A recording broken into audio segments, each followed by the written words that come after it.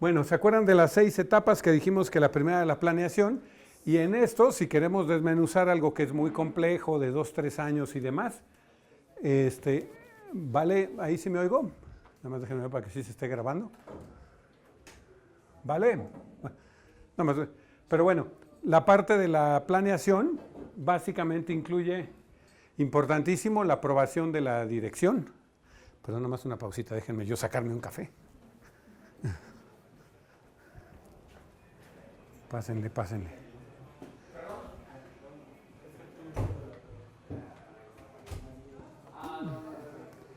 ¿Cómo ves? ¿Te está interesando? Mucho, Qué bueno. Ya teníamos varios conceptos, pero ¿Varios qué? conceptos o la noción. Pero No, aquí sobre todo ya sabes que sí lo pueden ofrecer. Que eso es lo importante, ¿no? claro, no, lo importante también de ver que no es para todos también. No es para todos. Sí es una cosa bastante elite. Es Sí, que se clientes chonchos. choncho.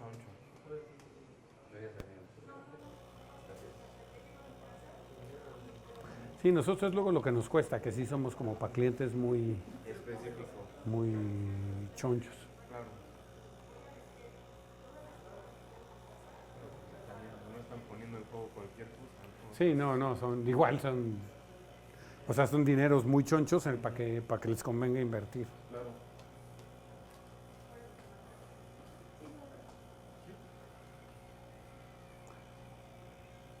Y entonces las pláticas también las das, o sea, tú puedes ir a las, por ejemplo, con nosotros. Para Sí. darle ya Si juntan 10 personas que estén en el segmento, se los damos en su instalación. mínimo. Mínimo 10 y un poco. No, 20 los que quepan en su... si tienen auditorio o algo. Es normal. Bueno, la podemos hacer aquí, cabemos 20. Si quieren en su instalación, pues los que quepan, nosotros encantados. Ya, perdón.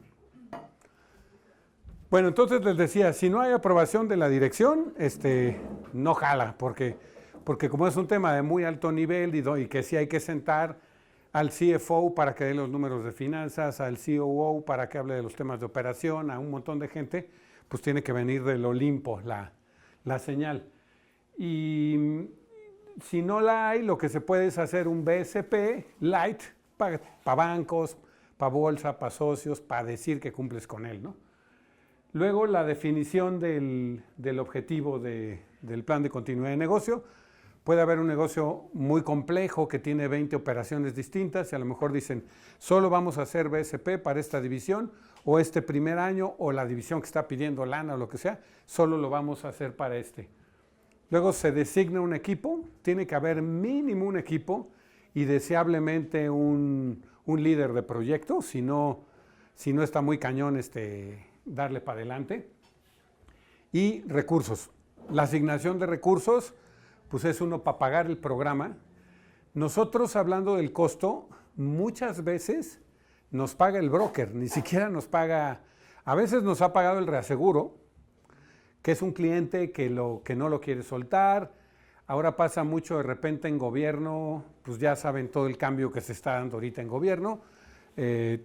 Prácticamente Agroacemex trae el 80% de las cuentas de gobierno, etcétera, etcétera.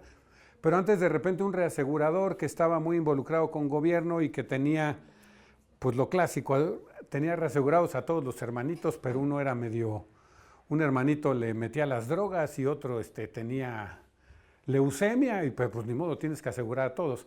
Entonces en esos clientes de repente problemáticos nos metían un poco a este tipo de cosas, uno para tener visibilidad y dos para... Entonces muchas veces nos pagaba directo el reaseguro, muchas veces nos ha pagado el broker y normalmente el primer año lo pone alguien de ellos y ya el segundo o el tercero, como el cliente sí ve valor agregado, típicamente se queda pagándonos ellos.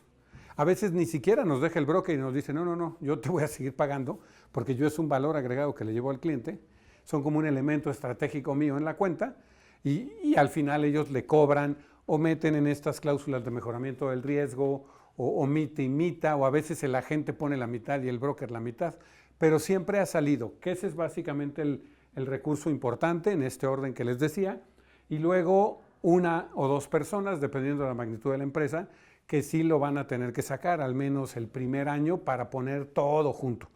Porque además muchas veces las empresas ya tienen muchos pedacitos del BCP, pero lo tienen suelto, y conjuntarlo es un primer gran esfuerzo, a lo mejor la mitad de la chamba se hace solo con juntarlo. Y esta es la parte de planeación. Luego se hace el análisis de impacto al negocio. Se identifican todos los productos y servicios y se hacen como líneas. Aquí le voy a pedir a cada quien que piensen en el cliente más complejo que tengan. Y un poco para ir materializando todo esto. Y tú, Iván, igual para las preguntas, hagámoslo con, pues, ¿quién te late? Piénsate en uno así, CFE o... CFE es un buen ejemplo, ¿no? Bueno, entonces, por ejemplo, Luis, de tu cliente más complejo, si vas a empezar con... Los BCP se hacen siempre con este líder de proyecto. Nosotros lo que hacemos en el BCP mayormente es el acompañamiento.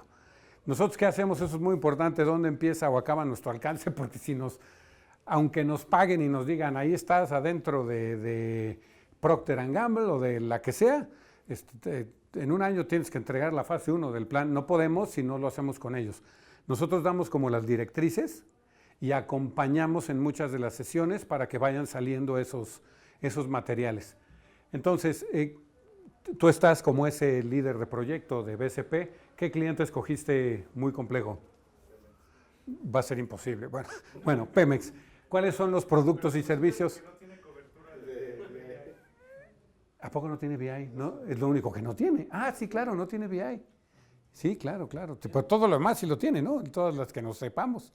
Pemex, que no tiene interrupción de negocios, sí es cierto. Sí tiene, pero la absorbe. La absorbe. COT se las da, ¿no? Sí, la absorbe con COT o con Pemex. Con COT, sí. Sí. COT también es igual que Agrocemex. Son las dos bolsas mágicas del gobierno. Es su retención, o Sí. sea. COT, de esto que hablamos, para los que no están.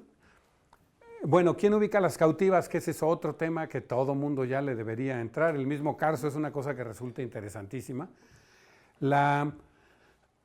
Bueno, me voy un poquito para atrás. ¿Quién ubica el concepto todos más bien ubican el concepto de PML, de Possible Maximum Loss? Sí. Y el de EML, el de Estimate Maximum Loss, que es como el segundo saque del... El Estimate Maximum Loss, bueno, igual el Possible Maximum Loss, porque hay Possible Maximum Loss y Probable Maximum Loss, o sea, hay como muchas interpretaciones. El PML creo que está más claro, que es un poco la máxima pérdida que puedes enfrentar, probable, no posible, porque pues posible que nos caiga un meteorito, ¿no? Y entonces da igual, porque no vas a estar tú ni la aseguradora. Entonces, no se ve lo posible, sino lo probable. Pero el EML, que también tiene varias interpretaciones, un poco la que nosotros manejamos más, es la pérdida que ya sabes que vas a tener. Y tú cómo verías, y en preguntárselo a Carlos es muy interesante, tú, Javier, ¿qué pérdidas ya saben que van a tener? ¿Cuáles son su estimate maximum loss? Que yo además siempre digo que debe ser abajo del deducible, porque luego ya lo que es tu PML es así, no sabes cuándo te toca, pero tu estimate maximum loss, a ver cuál, que además seguro les ha de pasar. Y tienen una capa grande que absorben ustedes, entiendo, ¿no? En todas las líneas de negocio. O más bien no, y son muy conservadores y todo. En algunos negocios donde obviamente en un sector corporación, pues un impacto es más considerable, ¿no? Entonces ahí sí se van hasta abajo. Ahí sí asumimos un deducible alto. Para que no les sea carísimo. Sí, por ejemplo en los recall también asumimos deducibles bastante altos porque sabemos que el impacto no va a ser de 1 millón, 2 millones. Entonces es un hecho. Ok, pero bueno, un poco para que se entienda el concepto de ML, porque sí son negocios demasiado especializados, igual estoy pensando en Condumex o en la constructora, pero imagínense que ustedes son Bimbo y que tienen una flota de vehículos de 20,000 vehículos, y ahí podemos hablar también del tema de la cautiva, y por favor ustedes que están, para nosotros estos son temas laterales, ¿no? No son nuestro core business, que es la parte técnica, entonces corríjanme si digo una barrabasada, pero ustedes son Bimbo, y que además es un ejemplo que ahí lo vimos una vez, y tienen una flota, no me acuerdo, pero a lo mejor de 20,000 vehículos. ¿Qué dirían, Ileana, por ejemplo, cuáles son las pérdidas estimadas de una flotilla de 20,000 vehículos? La primera pregunta es, ¿las asegurarías todas? Y la segunda es, ¿cuáles dirías que son las pérdidas estimadas de esa flotilla de 20,000 vehículos? Sí, las aseguraría todas. ¿No sería carísimo? Porque piensa que esos 20,000 vehículos, a lo mejor cada año 50 te lo roban, 100 se inundan, 90 chocan. O sea, acuérdense que asegurar algo que ya sabes que va a pasar es muy caro, porque ya sabes que va a pasar, el asegurador también lo sabe. Entonces te va a cobrar el pagarte más su margen. Por eso es muy importante, por eso nosotros decimos que el Estimate Maximum Loss se recomienda que lo absorbas. Ahorita justo nos ponen ahí, Saúl, el mismo ejemplo. Dice esto, si yo aseguro todo en perforación, cualquier cosa que me pase, va a ser impagable la prima, ¿no? Entonces tengo que irme a un límite alto, o sea, mi Estimate Maximum Loss, a lo mejor descontroles pequeños en perforación, pérdidas de herramientas, roturas de equipo, pérdidas de circulación pequeñas, qué sé yo, robo de materiales, todo eso a lo mejor lo tienen que absorber. Entonces, realmente el Estimate Maximum Loss a lo mejor de una flota de 20,000 vehículos son 800 al año. Entonces, como ya sabes que como los vienes perdiendo, además tú ves la siniestralidad y dices, oye, pierden 500 vehículos al año. Entonces, lo ideal es que eso, o la recomendación, y ahí corríjanme si no es así, es un poco esos mejor absorberlos y tú irte al PML, ¿no? ¿Y por qué llegamos a esa parte? Se me fue por lo del... Impacto, por la parte del impacto, sí, exacto. Entonces, adelante. Lo mismo hacemos en la parte del parque vehicular. Por ejemplo, Pues mira, qué buen ejemplo. evaluamos la parte de la sinistralidad de pérdida total y la de daños. Entonces, por ejemplo, si vemos que el daño ha sido muy bajo para pérdidas totales, entonces incrementamos el deducible para que disminuya el costo. Porque luego si tenemos sinistralidad alta, pero no rebasa más del 70%, entonces sabemos que las aseguradoras También lo saben. por ciento es bastante Exacto. negocio, ¿no? Entonces, en esa parte nosotros jugamos, ¿no? En los deducibles para amortizar y disminuir costos. Pues miren, ahí está de viva voz de un asegurado y que es como se debe hacer para estar lo mejor. Por ejemplo, un buen risk manager tiene que tener la mejor protección al menor costo posible, es así tal cual. Cuando hablamos de los KPIs, de estos Key Performance Indicators, todo el mundo está familiarizado con el término de cómo medimos todo, pues tal cual son esos, ¿no? Nosotros en casa El Herrero Asadón de Palo, yo digamos que presionaba mucho al área de administración con nuestra pequeña flotilla, con estar siempre con buenos precios en nuestros vehículos. Y sí, yo veía que cada año bajaban hasta la primera pérdida total que tuvimos, que pues nos pagaron muy poco por el vehículo, porque claro, nos iban bajando la prima, pero también nos iban pagando las sumas de los vehículos. Entonces, que estábamos asegurados, ¿no? Y al final no, rectificamos.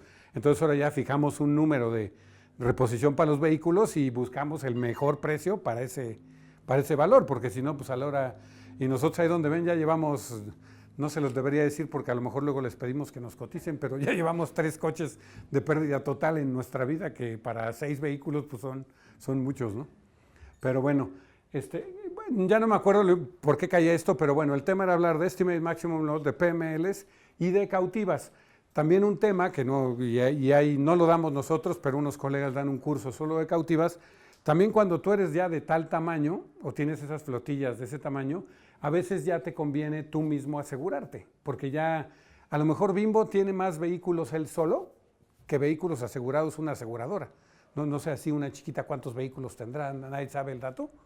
Una AMA, que tendrán 20,000, 30,000 o 200,000 vehículos. No tengo ni idea, pero bueno, ya cuando llegas a esos números o a tal magnitud de negocio ya te conviene ir haciendo el fondo. Ya me acordé por qué llegamos a esto. Porque Pemex, lo que hablamos de COT, Pemex es de las pocas empresas en México que tiene una cautiva. Pemex tiene su propia reaseguradora en Suiza, que además es algo que fiscalmente conviene mucho. Ya quien esté, pues un Carso ni se diga, o ya quien esté en esos niveles de intereses asegurados o de activos asegurados y de dineros, ya dices, realmente lo primero que necesitas para una cautiva que funcione es dispersión geográfica, porque si estás muy concentrado, acuérdense que si, ¿cuál es el principio del reaseguro? Nunca se han preguntado, Will, ¿por qué las reaseguradoras tienen que ser internacionales? No digo que tengan, pero ¿por qué mayormente son internacionales? Uno de los elementos de por qué son internacionales.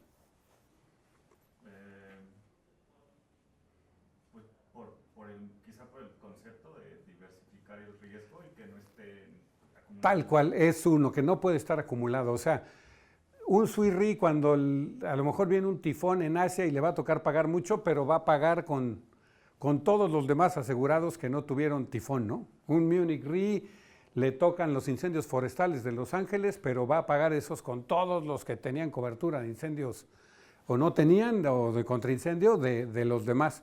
Entonces, una característica para poder tener una cautiva, lo primero es tener dispersión, para que no te pegue algo muy duro. Un mismo Carso, si tuviera todos sus intereses en una sola ciudad y ahí le toca el terremoto, ni con su cautiva le va a alcanzar. Pero ya cuando empiezas a tener dispersos, se usa esto que se llaman las cautivas. Pemex tiene, y por temas fiscales y porque esa cautiva no se maneja como gobierno, ahí además COT tiene sus enjuagues, porque es una empresa privada, o como se dice, las empresas del gobierno, pero descentralizada o de quién sabe qué. Así se maneja, pero ese es de lo que hablábamos de COT. Entonces, COT no tiene interrupción de negocios como tal, no la compra con Mapfre, pero la tiene con COT, que le va a pedir esa lana. Agroacemex, yo creo que tiene que estar muy bien estructurado y cubierto en reaseguro, porque sin un terremoto lo va a quebrar. Agroacemex ahorita trae, creo que 170 cuentas de gobierno ya. Ya trae Sedena, CEP, Conagua, IMSS, ISSSTE, acaba de pescar CFE. Pues ahora sí que solo le falta Pemex, pero trae todo. Entonces, pues es como si tú eres el papá de la familia y aseguras a todos los hermanos con otro hermano, ¿no? Como que al final todo va a quedar en casa y una cosa grande, pues quién sabe cómo le hagan, o esperemos que estén bien. ¿Todos pagamos con los impuestos? No, además lo malo es que ese es de gobierno y todos vamos a acabar poniéndole, ¿no? Y si hay otro terremoto como el del 85, pues le van a quitar presupuesto a la CEP o a quien puedan para pagar lo que quieran arreglar, pero bueno, por eso salió. Un comentario respecto a lo de Sí. impactos, nada más para Sí, sí. completar lo que dijiste tú. El ML, cuando hablas de una flotilla, ok, está bien, ¿cuántos coches? Pero hay un elemento que hay que valorar ahí también, que es responsabilidad civil. Ah, sí, claro, debería estar la responsabilidad ¿Puede civil. ser más grave Sí, sí, que daño material? y yo creo que es el más grave. En una flotilla, ¿cuántos Sí, miren, muy buena apreciación, porque los vehículos es coches diferentes? que me lo paguen y el daño que pueda causar el vehículo. A lo mejor ese siempre lo voy a dejar, o a lo mejor una política como Risk Manager es todas las RCs las paso full a seguro, porque esas no, porque se pueden hacer gigantescas, y todo lo demás sí me lo voy nivelando con mis niveles de deducibles, con todo este tipo de cosas. Y otra apreciación que también me hizo Salvador de la intervención pasada, que yo lo puse muy simplistamente como ingeniero y se ve que no vendemos pólizas ni nada, que es muy difícil que la póliza sí se pueda.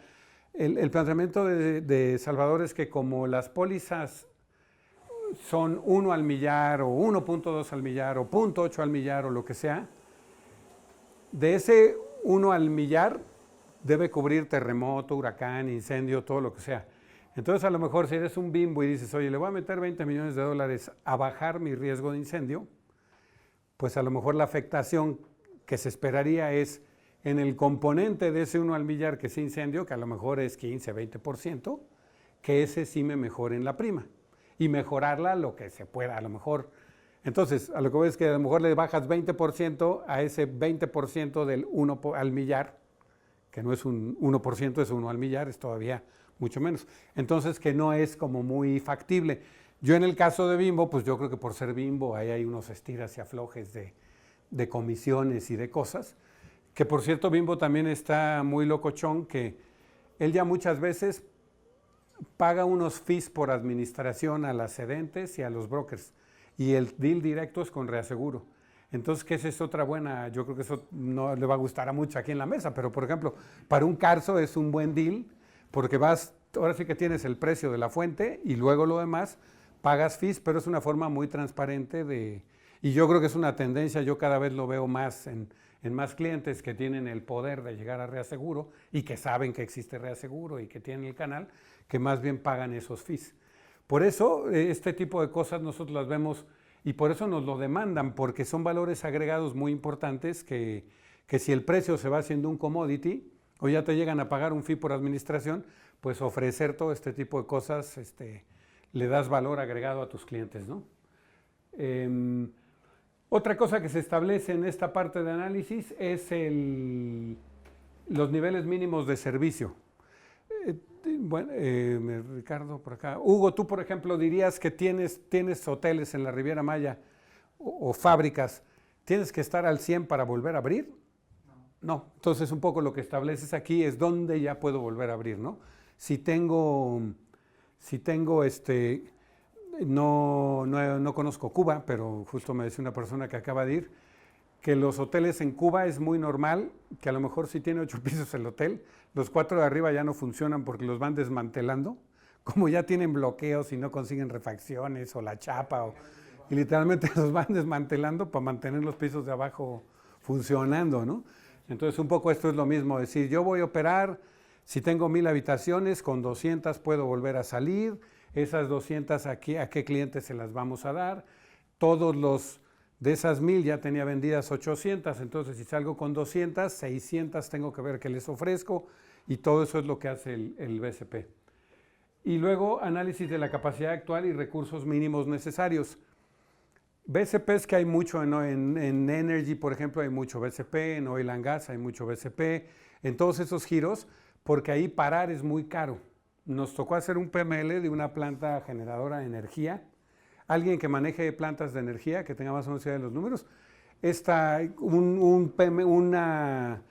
una pérdida diaria, por ejemplo, por quedarse sin gas, así que ubique, Salvador, un monto, más o menos, nada más como referencia, pero... Bueno, la experiencia que yo tengo con plantas de generación son que están en comisión federal y les pagan en base a capacidad instalada. Si no hay gas, no les importa. Yo te pago porque sí. La capacidad instalada Sí. y el gas es el de CFE. Sí, porque ahí CFE. A mí me pagan en capacidad instalada. Sí, ahí CFE les provee el gas. Es un caso. No, este era un gasoducto de Sempra, me parece, o no sé, inclusive si de Carso, que le vendía a una planta gringa que está en la frontera, Sasabe, Samalayuca, ¿es de ustedes? Sí. Ah, pues mire, es Sasabe, Samalayuca. Ese creo que eran $100,000 por hora o diarios, ¿no? El dejarlo sin gas. O sea, imagínense esa pérdida, se te vuela tu gasoducto, los dejas sin producir y como ellos facturan eso, pues van sobre tus huesitos, ¿no? Entonces, en esos casos de Energy, de Oil and Gas, porque yo he visto muchas empresas, por ejemplo, gringas de Oil and Gas, que tienen contenedores completos, ubican los lugares para tener los contenedores céntricos de todas sus operaciones y es típico un contenedor antiderrames. Entonces, si tienen un derrame en alguna instalación, mueven en friega los contenedores y ya los contenedores traen barreras flotantes, musgo absorbente, equipos de limpieza, etcétera, etcétera, y solo invierten una vez. Nos ha pasado también en Centroamérica y Latinoamérica hay muchas generadoras chiquitas de energía, la calidad de energía es muy mala, hay mucha más facilidad de generar energía, entonces hay muchas chiquitas y nos ha tocado de repente una generadora que a lo mejor tiene todas sus turbinas prácticamente iguales, entonces tiene una turbina de repuesto ubicada en algún lado para que si se le truena una turbina, no crean que no te metes a Amazon y pones turbina tal, te dicen, hablas a Siemens o a quien la haga y te dice, sí, en 8 meses te entrego tu turbina, ¿no? O en 6 meses te entrego tu turbina. O los rodamientos de las Pelton, de las hidroeléctricas, también tardan muchísimo. Entonces, en todos estos estudios de repente dicen, no, pues sí está la pérdida, que mejor vamos a tener una turbina. Esa turbina en un momento dado también es muy probable que la tengas que volver a comprar, ya por overhauls o por lo que sea. Entonces lo que haces es comprarla antes, la ubicas en un lugar, la tienes posicionada y puedes... Aquí hay una empresa también con la que estamos en pláticas para ver si hacemos medio una alianza comercial que se llama Cotton Services. A lo gringo, tienen 4 helicópteros, 4 barcazas.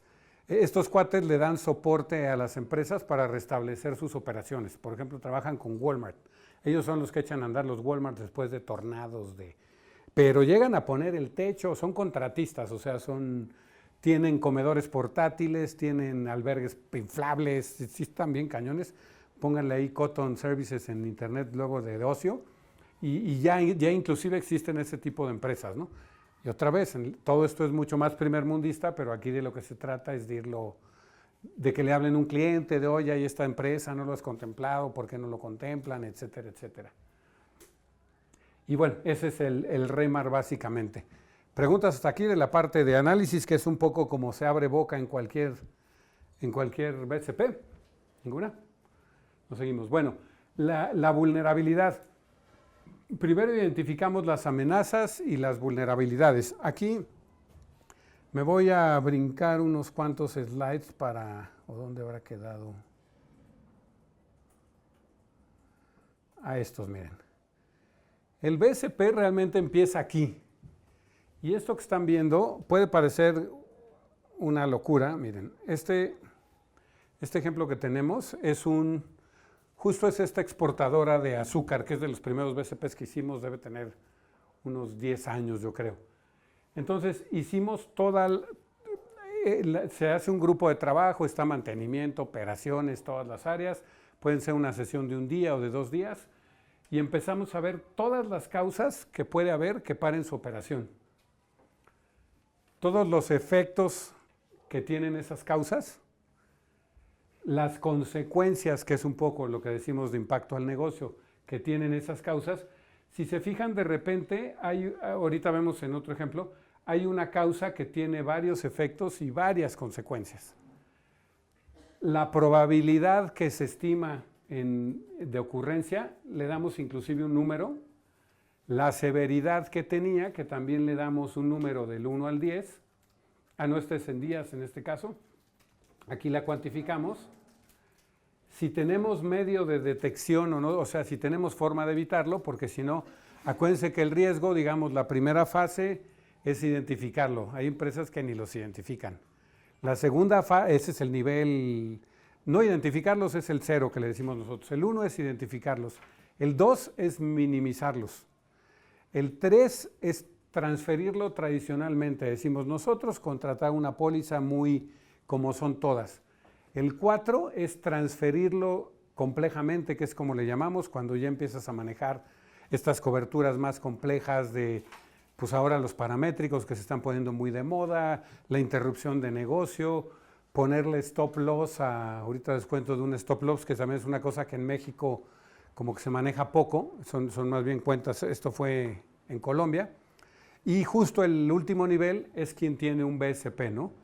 El stop loss, esto un poco así a nivel de cultura de seguros, es un programa de acción, es como quien no tiene BCP, es un programa de acción para que se paren las pérdidas.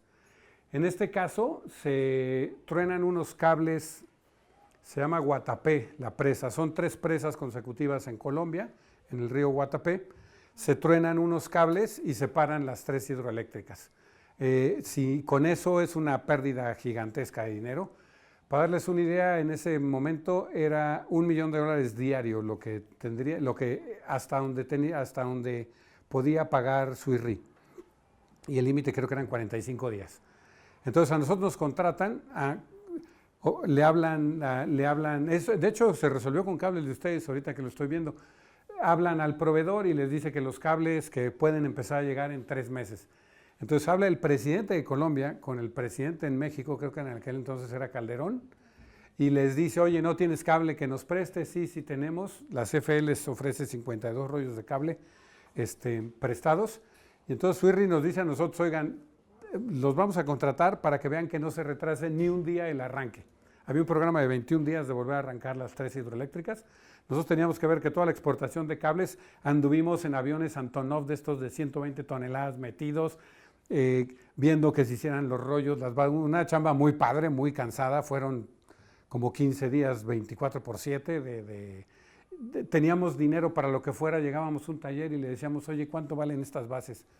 70,000 pesos cada una. Bueno, ¿y que estén en 3 días? No se puede, no, sí se puede.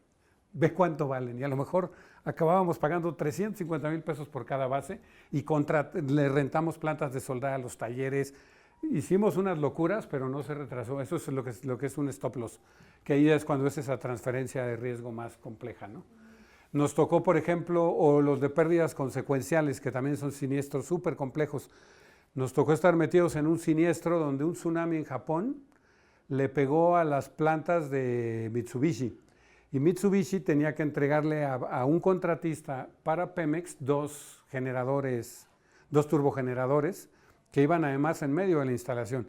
Entonces el tsunami en Japón para la entrega de los turbos, no llegan los turbos y aquí se para toda la obra. estaban cobrando la contratación de lámparas para trabajar de noche, contratación de comedores para darle absoluta, hasta las servilletas extras que compraron se estaban cobrando en ese, que si, porque imagínense la complejidad, pues ahí ustedes me dirán mejor, pero ¿cómo empieza eso? Aquí dice el contratista, oye, voy a usar mi póliza, ¿no? Y luego se van con los de Mitsubishi, o cómo sería ahí, cómo inicia el reclamo. Nosotros estuvimos metidos revisando toda la parte técnica, que sí se cobrara, que todo lo que se estaba cobrando se debía cobrar, pero no sé a nivel de póliza cómo opera una cosa así tan compleja, ¿no? Que ahí está, y lo pueden hacer, y en la medida que ustedes se vayan metiendo a niveles más complejos de manejar esto, pues podrán manejar también cuentas más complejas, ¿no? Pero bueno, entonces aquí empieza, esto es lo que se llama, esta es una matriz que se construye, puede tener 50 o 60 causas que te paren. Y luego esto, aquí está cortada, vamos al siguiente slide que se ve lo que sigue de la matriz.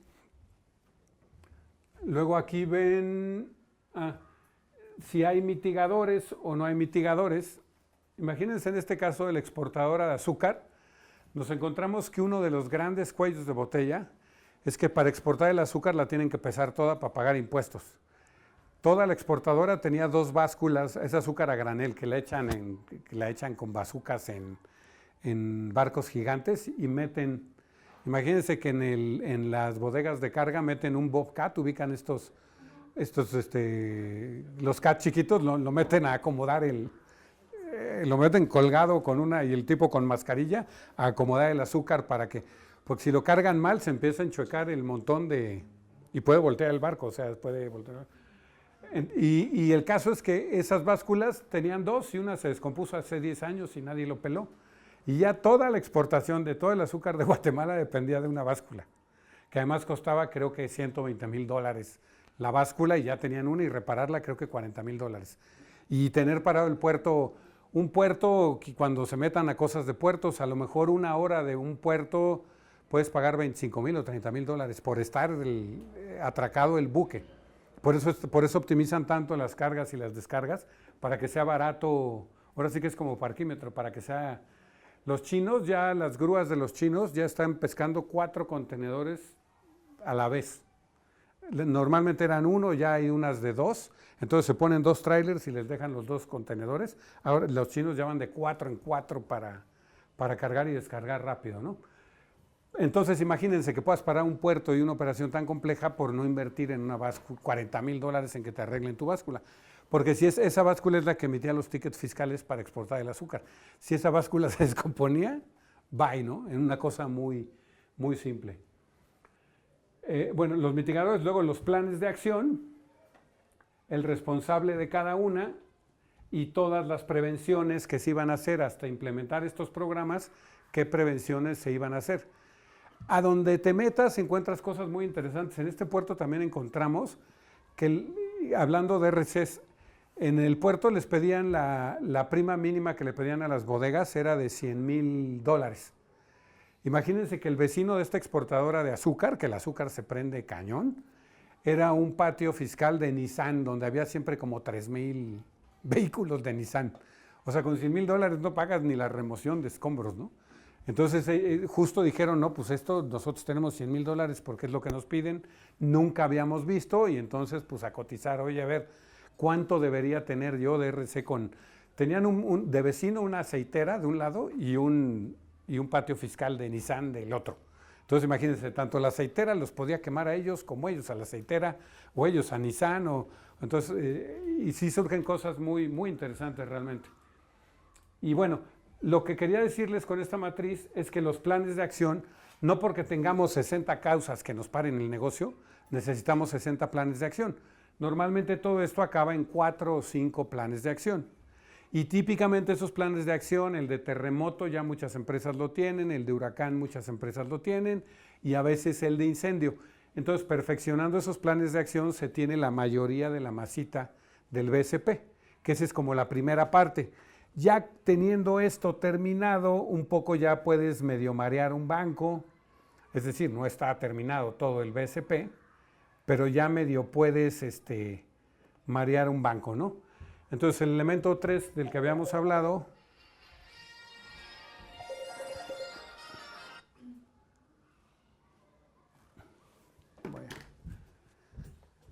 el elemento 3 del que... Ah, caray.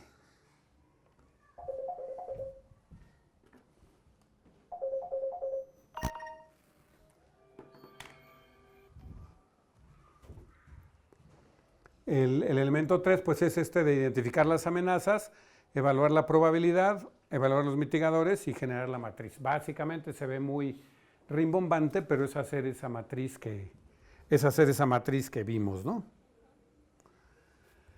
Después nos vamos ya a hacer, ya que sabemos todo lo que nos puede parar, la probabilidad, qué programas debemos tener, pues es ir construyendo todos esos programas. Hay que identificar qué opciones tienes para la recuperación. Otra vez el caso, yo uso mucho el caso del puerto porque es como que dio muchísima luz el BCP. Ahí cuando vieron que podían quedar sin puerto y no sacar el azúcar, hablaron con otro puerto en El Salvador, esto estaba en Guatemala. Y el otro puerto de El Salvador también le encantó la idea de tener un acuerdo mutuo para poder exportar desde otro lado. Se metieron a ver si las tarifas eran las mismas, o sea, dio muchísima tela de dónde cortar, ¿no?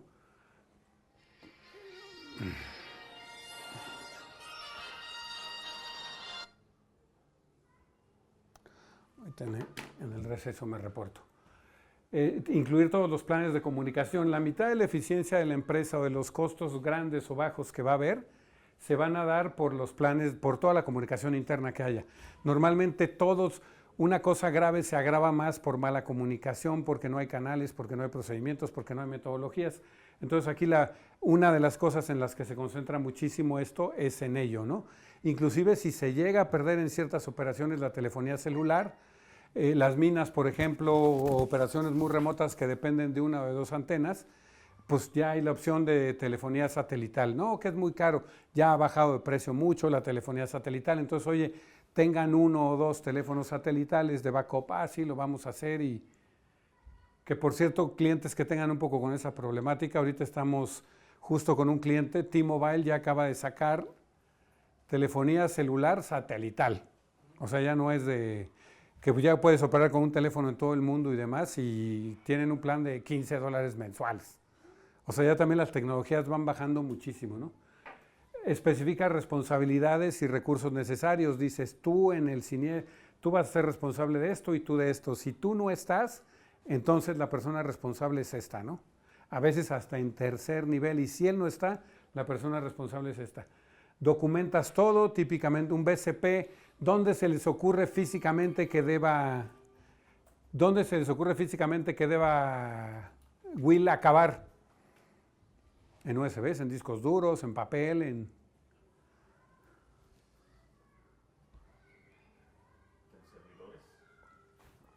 la nube ya típicamente, ya si no hay Amazon Web Services, ya es muy probable que quién sabe qué pasó, ¿no? Entonces sí, todo esto acaba en páginas web donde te metes. Típicamente haces un QR donde está el BCP y quien deba accesar al BCP tiene la tarjetita del QR en su escritorio o la liga del QR en su celular, y desde ahí se puede mover, ¿no? Y bueno, básicamente esta es la parte de las estrategias. Luego, claramente, hay que entrenar a la gente en ello y hacer simulacros. Parece mentira, pero en empresas que hemos estado con muy buenos niveles de seguridad y de entrenamiento, de repente estamos en los simulacros y no se creen lo que pasa, ¿no? O sea, no... Les digo una cosa súper obvia. Estuvimos es que también es difícil hacerles la pregunta si no están familiarizados, pero estuvimos en un simulacro que se tenían que poner equipos autónomos la gente. Los equipos autónomos pesan mucho y la buena práctica, digamos, es tenerlos en una repisa que nunca te tengas que poner en cuclillas, te lo pones prácticamente parado. Pues aquí estaban en el piso, entonces era de risa en el simulacro que nadie se podía parar con el equipo autónomo, o sea, de lado de que dices, eso te pasa huyendo de una fuga de algo peligroso, lo que sea, y te mueres, ¿no? Entonces una cosa tan sencilla que ayuda mucho. La simulación es lo mismo, 1000 veces creemos cosas, pero no nos hemos cuestionado mucho si sí son así. Decimos, sí, debe ser esto. Esta explosión sí se lleva a media planta. Cuando lo simulas dices, nosotros en los PMLs, por ejemplo, que hacemos toda la simulación, sacamos todos los números, pero después hacemos un hacemos un double check, digamos, con las noticias, con qué pasó cuando sí explotó el gasoducto, con qué pasó cuando hubo la fuga, y vemos que realmente lo real siempre es mucho menor a lo teórico. O sea, mucha de la teoría es muy escandalosa, y está mal que yo lo diga porque nosotros somos muy teóricos, pero tú haces una simulación de la explosión, una perforación de 1 pulgada en un gasoducto de 32 pulgadas, bla, bla, bla, te sale un radio tal y que van a morir 22 personas. Te metes a ver todos los eventos que han ocurrido en gasoductos, y en uno murieron 12 personas, en otro 8, en otro...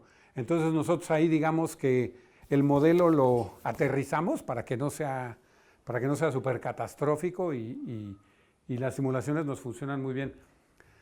Nosotros podemos hacerle simulaciones de derrames, de evacuaciones de edificios, de propagación de incendios, de explosión, de incendio,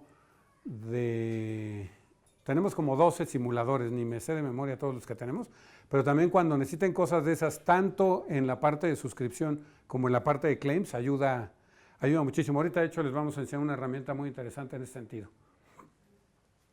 Y luego evaluar y ajustar los planes de resultados, ¿no? Hay que decir, si la idea era evacuar todo este edificio en 12 minutos, ¿por qué no nos tardamos 18? ¿Por qué no funciona esto? ¿Por qué tal? Porque ellos no sabían, porque hay mucha gente de la tercera edad que no puede salir a esta velocidad, porque la gente se trajo sus cosas, por ahí, todo eso es rectificar y rectificar. Por eso les digo que sí es un nivel high-end de risk management, y por eso le decimos la cereza en el pastel. Y luego, cada 2 años, revisión, actualización y mantenimiento, que abrí una división nueva, que abrí 3 plantas y no estaban en el plan original, que cambié X, Y o Z, pues lo mismo, ¿no? Preguntas antes del break. Regresando a hacer unas preguntas, vamos a cerrar con... Bueno, me voy a ir a los entregables muy rápido. Miren, esta frase me encanta, es una frase muy de reasegurador. Dice que en unos huevos, y luego los reaseguradores así estacionan a las cedentes, ¿no? Que luego quieren opinar mucho y le dicen, miren, unos huevos con jamón, la gallina coopera, pero el cerdo se compromete. Es decir, la gallina no se muere al poner huevos, ¿no? Y el cerdo sí al hacerse jamón. Entonces dicen, nosotros somos el cerdo, que es una frase muy común entre los reaseguradores. Suena muy fea, es muy inglesa además, pero es muy cierta. Un reasegurador, pues como saben, se queda el 90%, el 95% del riesgo. ¿Y cuáles son los entregables? Es decir, ¿dónde se materializa un BCP? Un diagrama de procesos, tanto de BCP como de impacto al negocio. Todos los cuestionarios se le dejan al cliente para evaluar el impacto. Esto es mucho de lo que damos. La priorización de productos y servicios también es muy importante. ¿Qué servicios voy a establecer primero? ¿Qué dirían que es más importante? ¿Restablecer el agua potable o restablecer el spa en un hotel, ¿no?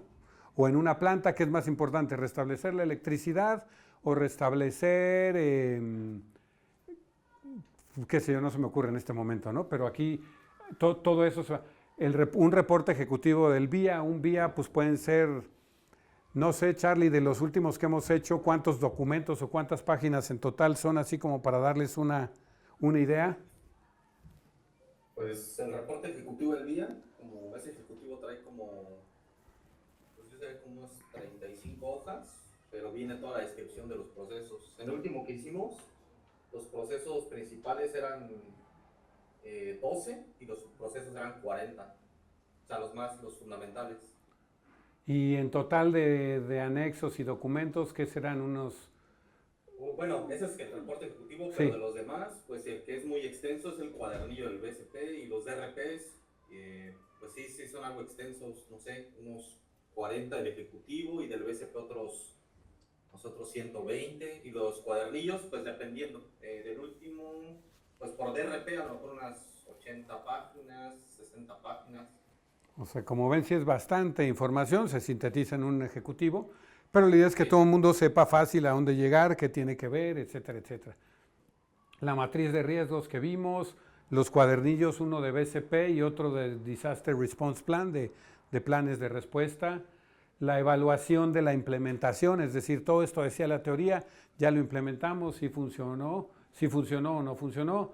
las simulaciones y todo esto de los programas, o sea, se hace la evaluación, estamos con ellos en los simulacros, se evalúa cómo salieron y luego el programa de revisión y mantenimiento. Este es como el tangible. Hasta aquí vamos a regresar con unas preguntas y respuestas, un poco para tratar de, no es para evaluar si pusieron atención, es para tratar de hacer un wrap-up aquí de todo. ¿Preguntas hasta aquí? ¿Nada? Bueno.